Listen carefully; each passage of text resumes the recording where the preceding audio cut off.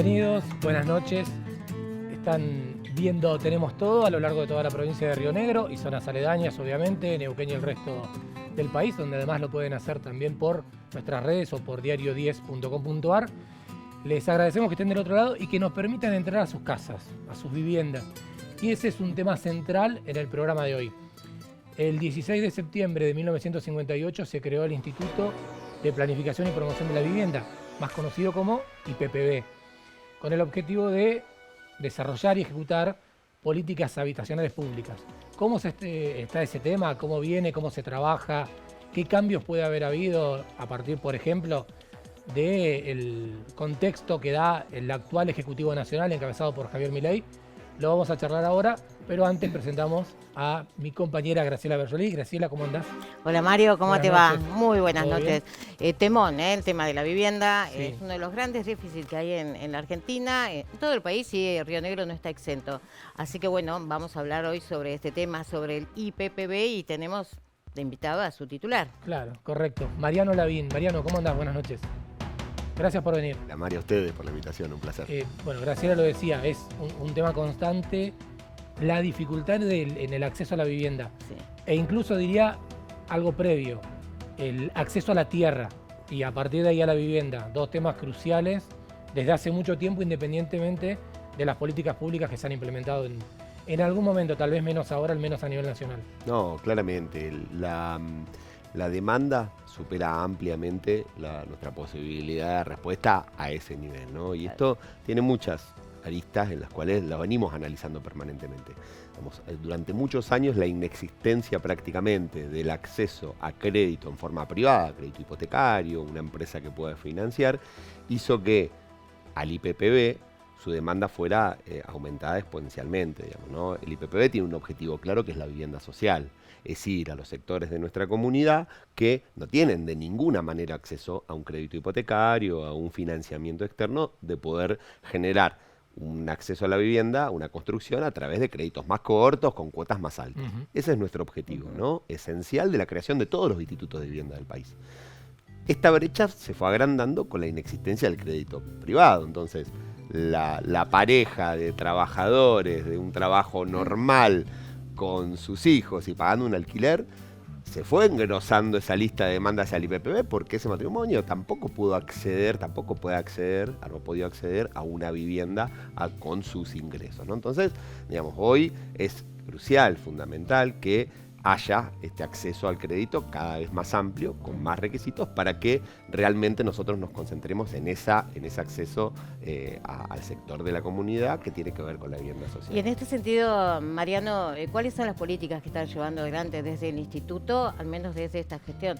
Recordemos que Mariano Lavín fue exintendente de Fernández Oro desde el 2015 al 2023. Exactamente. O sea que hace poco tiempo que está ya en esta gestión frente al IPPB. Desde el 10 de diciembre del 23, bueno, con una característica muy clara y muy particular de este tiempo, que es la inexistencia de los planes nacionales de vivienda, ¿no? De la política pública de vivienda. Lo que había se paralizó todo. No solo una decisión del gobierno nacional de no financiar obra pública, obviamente la vivienda es obra pública, sino además la disolución absoluta hace muy poquito tiempo de la Secretaría de Vivienda. O sea que no hay ninguna posibilidad de ninguna política pública hacia adelante porque el gobierno directamente disolvió el organismo o la secretaría que tenía en su momento, que era la encargada de aplicar estas políticas. Con lo cual está claro que el gobierno nacional solo apunta a la posibilidad de financiamiento a través de un crédito hipotecario. Hay mucha gente que de ninguna manera puede acceder en esas condiciones, y ahí es donde, bueno, la decisión provincial, la decisión del IPPB, la decisión del gobierno de la provincia, encabezada por Alberto Bretinec, fue: nosotros vamos a continuar fuertemente solo con recursos provinciales nuestro plan de obra pública, que bueno, se ve diariamente en cada localidad que visita el gobernador, donde se van anunciando programas como Junto al Municipio y demás, donde hay un financiamiento provincial hacia distinta obra pública. El IPPB es exactamente, venimos aplicando, digamos, a través de solo y exclusivamente fondos propios, fondos provinciales, a través del programa Habitar, la construcción de vivienda. Hoy estamos ejecutando más de 300 viviendas en la provincia, que obviamente comparada con la demanda quisiéramos hacer mucho más. Claro. Por eso estamos fortaleciendo para nosotros un programa muy importante que es el acceso al suelo, a través del programa Suelo Urbano, ¿no? Cuando la familia que no tiene nada le podemos acceder al lote, si no le podemos hacer la vivienda, podemos tener la posibilidad de que acceda a un lote con los servicios básicos de agua, luz y alumbrado público para poder construir su vivienda, le abre otras posibilidades, ¿no? Una vivienda prefabricada, una autoconstrucción. Lo vemos permanentemente, yo siempre doy el ejemplo que sin lugar a dudas es un esfuerzo importante, ¿no? Pero lo vemos permanentemente, muchas veces hasta en los asentamientos informales, ¿no? Que en poquito tiempo se empiezan a levantar construcciones. Digamos, bueno, hay mucha gente que con gran esfuerzo, porque tiene familiares que se dedican a la construcción, que son albañiles, que teniendo el terreno ya comienzan con algo. Bueno, es parte de la solución. Además, ¿no? Y con todos los servicios, algo que es fundamental, ¿no? Es parte. Y después, para fortalecer esto y ese acompañamiento, ¿no? En momentos complejos económicamente, estamos, bueno, muy prontos a consolidar un programa de crédito de materiales para ir acompañando no solo a la familia en la construcción de una nueva vivienda, sino porque mucho se habla del déficit cuantitativo de la vivienda, ¿no? Cuántas familias no tienen acceso a la vivienda. Pero tenemos un déficit mucho más importante en el país que tiene que ver con el déficit cualitativo de la vivienda, ¿no? Las viviendas que no cumplen todos los requisitos y las condiciones ideales para la habitabilidad de una familia.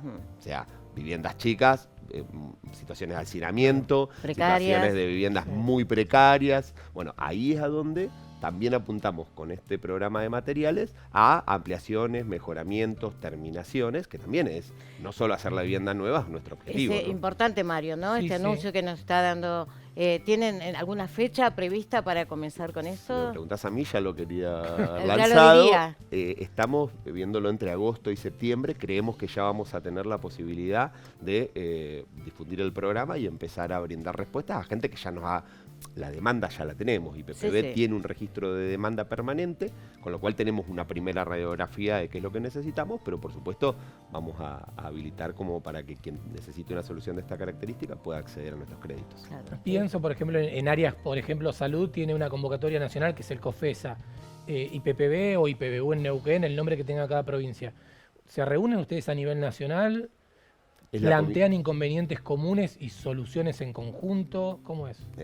Existe el organismo que es la Comisión Nacional de Viviendas, que la forman cada uno de los 24 presidentes, interventores, o la forma que tengan cada provincia de los institutos de vivienda, y además el gobierno nacional es, a través en su momento de la Secretaría de Vivienda, es miembro de este Consejo Nacional de Viviendas, cuyo funcionamiento principal es el asesoramiento al Estado Nacional sobre las políticas públicas de vivienda y el acompañamiento a esas políticas públicas. Bueno, hoy está un poco, por lo que hablamos al principio, un poco desdibujado y trastocado, porque bueno, está cumpliendo otro rol. Está cumpliendo el rol de que entre los propios institutos venimos compartiendo experiencias, problemáticas y soluciones que vienen planteando en las distintas realidades de las provincias para fortalecer el funcionamiento provincial de cada instituto. Y eso también es un cambio de paradigma en cómo venimos trabajándolo, que da grandes resultados. Muchos de los institutos se han convertido en brindar créditos, como lo brinda un crédito hipotecario de un banco, en los fondos, en vez de contratar una empresa y ejecutar viviendas, brindar créditos, no con las mismas condiciones, sino con condiciones más flexibles que los créditos hipotecarios, en cuanto a los ingresos, en los plazos más extensos, digamos, para hacerlo más accesible a través de los institutos, que bueno, también es un modelo que venimos evaluando. Qué bueno.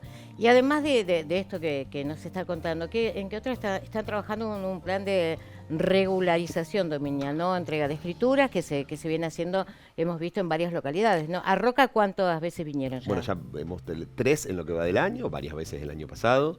Terminamos, en este plan de regularización tiene 2 aristas principales. El programa de regularización primero tiene que ver con la regularización de la ocupación de las viviendas, que tenemos mucho en las situaciones de viviendas en alquiler, viviendas en venta, situaciones en las cuales las personas que viven no son los beneficiarios originales de las viviendas. ¿Y frente a esto qué hacen? Bueno, depende de la situación. Si hay un alquiler o si hay una venta irregular, tenemos distintas líneas, pero principalmente es recuperar la vivienda. ¿Cuánto demoran en hacer eso? Es muy complejo. Por la vía administrativa logramos algunos resultados, muy pocos. La vía administrativa es quien ocupa la vivienda viene y me devuelve la llave, digamos. Claro. Eso normalmente no ocurre. Ha ocurrido en 12, 13, 15 ocasiones en lo que llevamos hasta ahora, y la mayoría terminan obviamente en un proceso judicial que son muy largos, digamos, ¿no? Claro. Eso, en los procesos irregulares.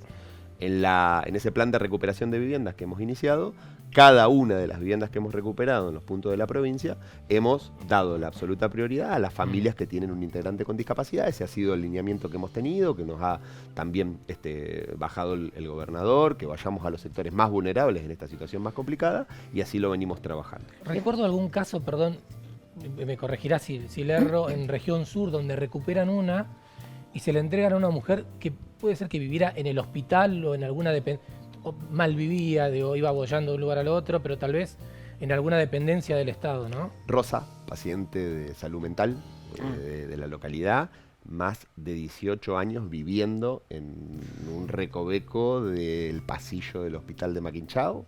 Obviamente a Rosa la conoce toda la localidad, porque justamente por esa circunstancia la ha conocido toda.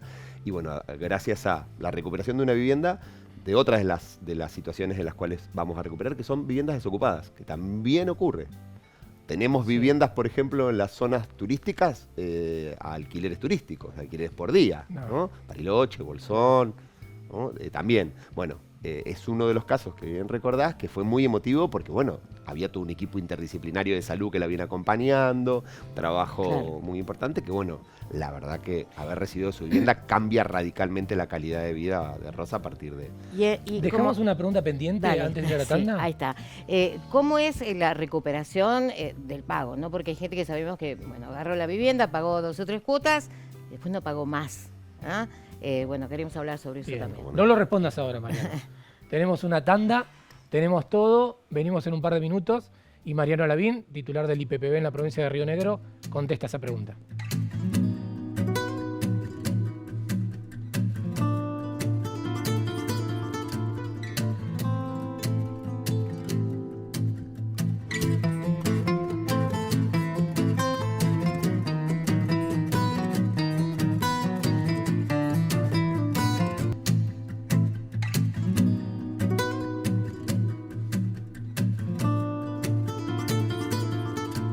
Segundo bloque de Tenemos Todo de jueves, con la presencia en el estudio de Mariano Lavín, el titular del Instituto de Planificación y Promoción de la Vivienda, con una pregunta que hacía Grace que había quedado pendiente. Claro, ¿qué cantidad o qué porcentaje de pago de regularización, ¿no? De devolución hay en la provincia de Río Negro dentro del IPPB? Porque sabemos que este es un sistema solidario. A uno le entrega una casa, uno la paga, con ese dinero se hacen otras casas, o debería ser así. La verdad que es malo. Cuando iniciamos en diciembre del 23, estábamos en alrededor del 50% de morosidad. La mitad de los vecinos no pagan la vivienda o no pagaban la vivienda. Me gustaría tener otros resultados a más de un año, pero lo hemos bajado entre 10 y 12 puntos de esa morosidad. Pero bueno, es un trabajo permanente, es un trabajo constante que requiere no solo lo que venimos haciendo, que es acercarnos a los vecinos a través de un programa que se llama IPP en tu barrio, en el cual mudamos la centralidad de Viedma a cada una de las localidades de Río Negro. De hecho, esta semana estamos atendiendo en Chipoleti con 2 equipos, donde a la gente los atendemos desde la mañana hasta la tarde y permitimos hacer todos planes de pago, escrituración, regularización de deuda, bueno, todo lo que tenga que ver con cualquier trámite de la vivienda. Y venimos intensamente con otras cuestiones que son cambios más estructurales, que tienen que ver con mejorar mucho un equipo de gestión de cobro dentro del IPPB. Si vos debes el seguro del auto o alguna otra cosa, empezás a recibir mensajes del celular, mensajes de WhatsApp, mensajes, ¿no? 2 o 3 por semana, lados, sí. ¿no? Ni hablar si debes el teléfono, ¿no? Bueno, no te digo a ese nivel, pero desde el ostracismo total, digamos, a que nunca te llegue un mensaje de deuda, que muchas veces ha pasado, a un sistema que el IPPB esté mucho más presente también y que al vecino le llegue y que además tenga las herramientas informáticas y tecnológicas para, yo siempre digo, para estar sentado mirando una película o una novela y que desde su celular pueda pagar la cuota porque le llegó el aviso y con 2 clics debitado de su cuenta inmediatamente pague. Ese es el objetivo que venimos y eso creo que va a ser lo que le va a dar sostenibilidad al sistema. ¿Y a qué se atribuye esta alta mora? ¿A que son muy altos las cuotas? No, para nada. Nosotros tenemos... Porque sabemos que en realidad son bastante accesibles. Mirá, el instituto en toda su historia, la verdad es que tiene, digamos, está muy inserto en nuestra comunidad rionegrina porque a lo largo de su historia ha construido más de 40.000 viviendas. Hoy es alrededor de entre el 17 y 18% de todas las viviendas que existen en la provincia, digamos. O sea que el instituto ha tenido lo que tiene que ver con habilidad de familia, sacando todo lo que es alquileres, digamos, zonas turísticas y demás, ¿no? Las viviendas familiares. Con lo cual, digamos que el instituto ha cumplido un rol y cumple un rol muy importante en la provincia. Con lo cual es fundamental que hagamos un sistema sostenible, que quien recibe una vivienda pueda pagarlo. Tuvimos un sistema que lo hacía completamente inviable hasta el año 2018, que eran las cuotas fijas en pesos, digamos, ¿no? Y que al día de hoy, cuando entregamos una vivienda con una cuota razonable, hoy, que es alrededor de entre 200 y 300 mil pesos, una cuota de una vivienda entregada hoy, que es sensiblemente por debajo de la inflación, de un alquiler. También tenemos el vecino de la otra cuadra que tiene la casa hace 20 años y paga una cuota de 2.000, 3.000 pesos porque fue un convenio firmado hace 20 años, cuota fija en pesos, y obviamente eso genera un gran desequilibrio. Claro.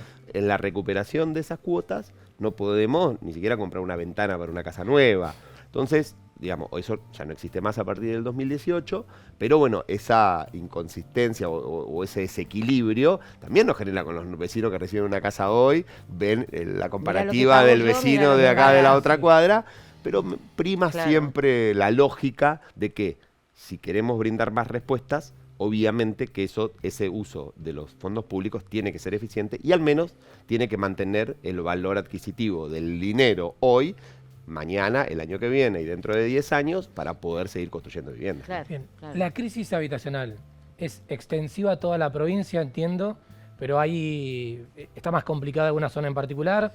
Yo lo pienso si lo transfiero, si lo extrapolo comparándolo con el tema de los alquileres. Me imagino que las zonas turísticas están más complicadas, por ejemplo, por la vivienda que se va para Booking o Airbnb, como complica a la gente. Es uno de los elementos, pero otro más profundo es la disponibilidad de tierras. Hay algunos municipios que tienen más disponibilidad de tierras fiscales o algunas posibilidades de tierras provinciales. Hay otras localidades, otras ciudades, que encontrar un pedazo de tierra para construir, ya es un problema construir la vivienda, ¿no? Sí. Hoy estamos hablando de una vivienda tipo de IPPB de alrededor de 70 millones de pesos, ¿no? Depende del prototipo. Y tenemos el problema adicional, bueno, de llevar los recursos, pero además de eso, en algunas localidades ni siquiera tenemos la tierra para poder hacerlas. ¿En dónde, por ejemplo? Por ejemplo, Bolsón, Bariloche, son dos de las localidades, primero, que los valores inmobiliarios son altísimos. Si el municipio, la provincia, quisiera invertir en comprarle a un privado la tierra, los valores son muy altos y no hay disponibilidad de tierra fiscal para poder hacer vivienda. ¿Más que en la provincia de Vaca Muerta? ¿Más que en esto que es como una región? Hay algunos municipios, a medida que nos vamos alejando, vamos a ponerle del epicentro Neuquén, ¿no? Neuquén, Chipoleti, cuando nos vamos alejando, hay mayor disponibilidad en localidades como Huergo, Cervantes, Manqué, mayor disponibilidad de tierra. A medida que nos vamos acercando a las metrópolis, obviamente a la mayor concentración de población, obviamente que es mucho más difícil el acceso a un lote, el acceso al suelo. Esa es una complejidad también para la construcción de vivienda, ¿no? Mariano, había quedado pendiente la respuesta sobre las escrituras, ¿no? Que están entregando, me decías, por tercera vez aquí en Roca. Sí, hemos recorrido toda la provincia, es un plan muy ambicioso de escrituración. Queremos que todos los vecinos y vecinas, es parte también de recuperar deuda, porque incentivamos a que el vecino termine de pagar su vivienda, eso lo habilita al título de propiedad, con muchas facilidades del IPPB. La escritura para el IPPB tiene un costo de 350.000 pesos para todo el año 2025, que es muy inferior al de una escritura en forma particular, y además lo financiamos en 15 cuotas. El año pasado entregamos más de 950 escrituras. Este año llevamos más de 500 en los primeros 5 meses del año y tenemos como previsión, ni siquiera como un objetivo inalcanzable, todo lo contrario, de acuerdo a los trámites iniciados durante el año pasado y creemos que vamos a cerrar el 2025 con más de 2.000 escrituras entregadas, que va a ser un récord absoluto histórico del IPPB. Bueno, también qué facilidades, ¿no? Se le da a la gente poder pagarlo en varias cuotas. Y eso, con una salvedad, eso estamos hablando de las viviendas individuales. Las viviendas individuales, la casa tiene ese costo. Los que son departamentos, conocidos como barrio Fonavi, PH, lo que es edificios de departamentos, planes de vivienda, de multivivienda, la escrituración es gratuita. Es gratuita para la persona, para los beneficiarios. Absorbe el costo IPPB, así que más facilidades para poder ser propietario definitivamente no hay. Bueno, te cambio de tema. Te meto en uno que puede ser un poco más complicado. ¿Puedo tomar por favor, tomar un traguito de agua? Aprovechá porque no se sabe en qué termina esto.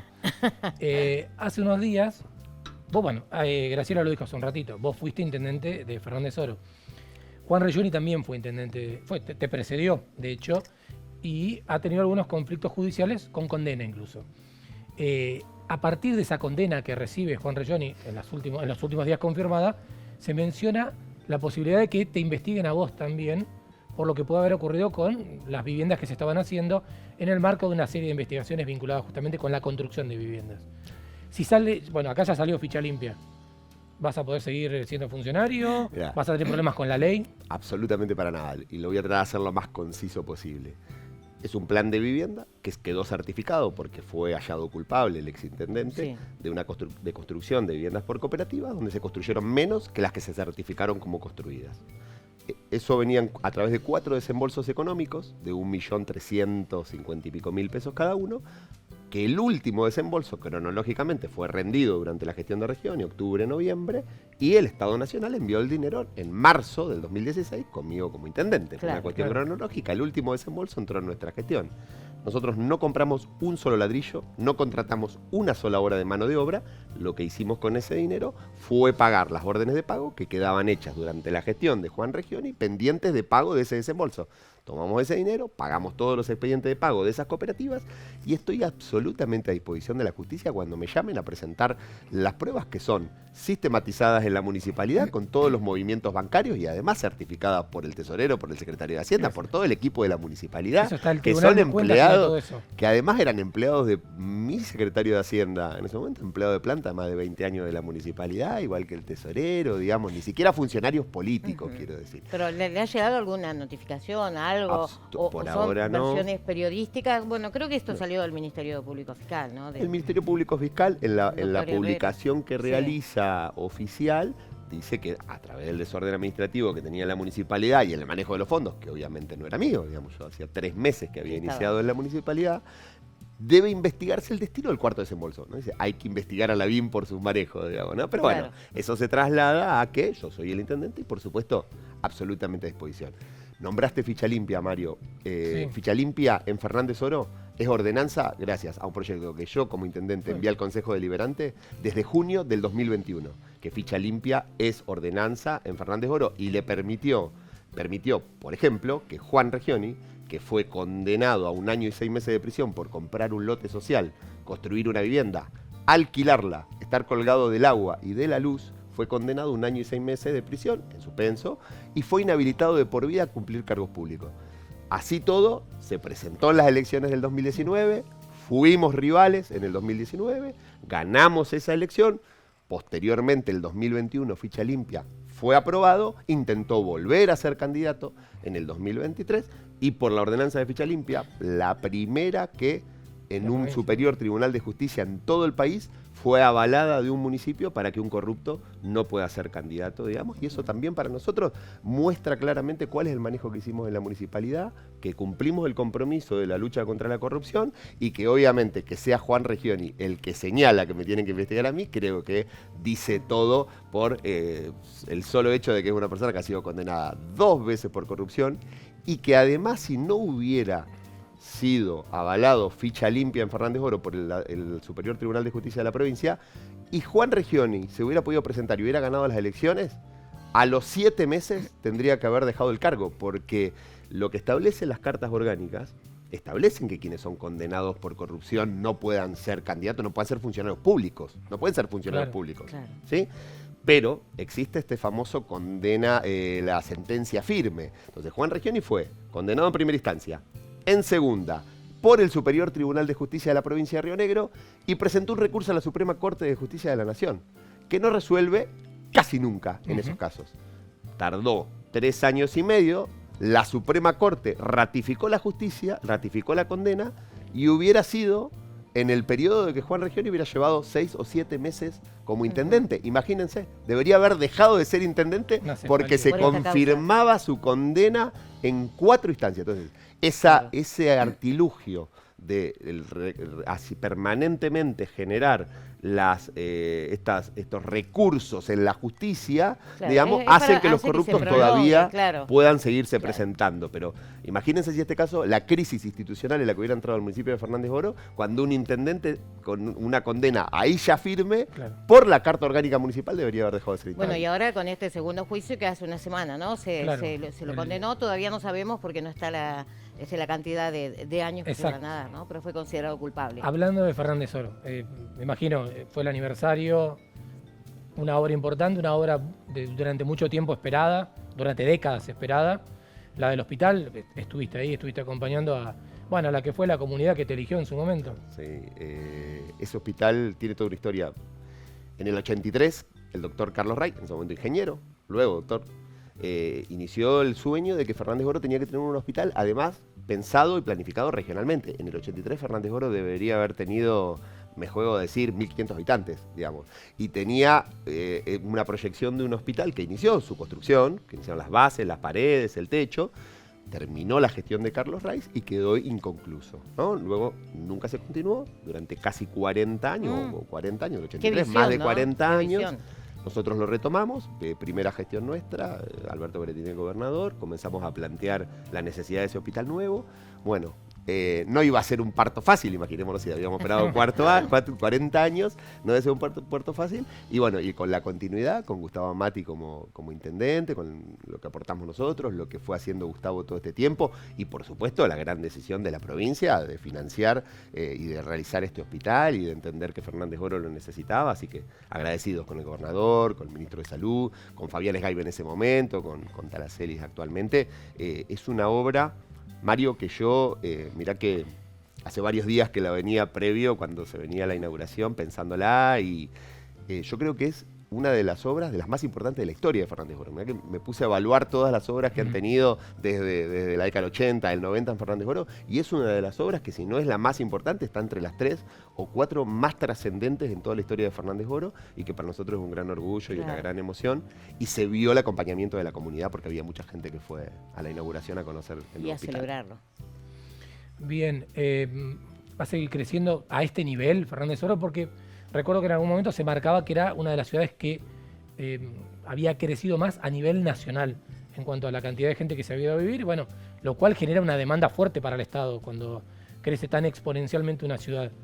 Mirá, todos los indicadores marcan que es sostenido el crecimiento. Los indicadores son las inscripciones en las escuelas. Hace poquito estuve con la ex ministra de Educación, Mónica Silva, y actualmente senadora nacional, Sí. actualmente me decía, bueno, Fernández Oro, durante mi gestión de gobierno con la provincia, los 8 años, Fernández Oro tuvo el primer colegio, edificios nuevos, ¿no? Primer colegio técnico, tuvo la construcción de un jardín de infantes, de una escuela primaria, de otro colegio secundario, o sea, 4 instituciones educativas en 8 años. La creación es inédito, digamos, en la provincia. Y me decía que Fernández Oro es una de las pocas donde crece la matrícula educativa, cuando en la mayoría de las localidades decrece hasta por una cuestión vegetativa de nuestra población, digamos, ¿no? Bueno, o se sea tienen que menos tenemos hijos. que- Se conoció en tienen el menos último hijos. censo la cantidad porque fue medio... Nadie le creyó al Nadie censo. le creyó, Nadie le no cree, se publicó. pero lo tenemos que Pero- hacer comparativo. Ahí es donde se terminan las historias. Claro. Fernández Oro es el más perjudicado en toda Claro. la provincia Bueno. de Río Negro en cuanto a la coparticipación provincial, ¿no? Es un tema que se va a empezar a discutir. Es Lo anunció el gobernador, tiene que ir a la legislatura, pero no será de lo que vamos a hablar ahora porque cerrar el cuaderno, Graciela, no lo vuelvo a saber. Ya no hay tiempo. Este programa se iba muy rápido. Es muy cortito, express. Claro, yo no había venido los jueves, es muy rápido esto. Bueno, Voy a tenés cambiar. que venir los jueves. No vengo más los martes, vengo solo los jueves. Mariano, Muchas sé gracias. que quedaron muchos temas, te agradecemos la visita. Muchas gracias, y muchas gracias. Habrá otra Es un oportunidad placer. seguramente. Nosotros Nos vemos. nos vemos el martes. Nos vemos el martes. Dale. Y a todos ustedes, gracias por estar del otro lado. Esto es Tenemos Todos, o esto fue Tenemos Todo. Hasta el próximo martes.